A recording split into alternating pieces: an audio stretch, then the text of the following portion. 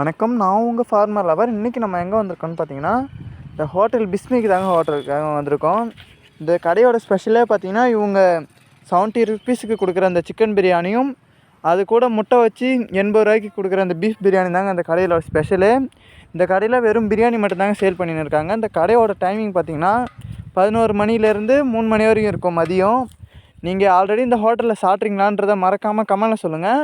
நாங்கள் இவங்ககிட்ட என்ன வாங்கி செக் பண்ணியிருந்தோன்னா, சிக்கன் பிரியாணி தாங்க வாங்கி செக் பண்ணியிருந்தோம். இது பார்த்திங்கன்னா குவான்டிட்டி சூப்பராக இருந்தது.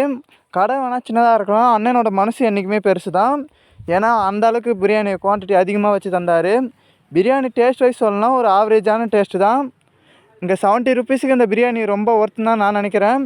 உங்களுக்கு எப்படி இருக்குன்றத மறக்காமல் கமெண்டில் சொல்லிட்டு மறக்காமல் நம்ம சேனலை சப்ஸ்கிரைப் பண்ணிவிடுங்க. தேங்க்யூ. அடுத்தது எந்த ஹோட்டலில் விசிட் பண்ணி சொல்லணுன்றதை மறக்காமல் கமெண்டில் சொல்லுங்கள். பண்டுட்டில் எல்லா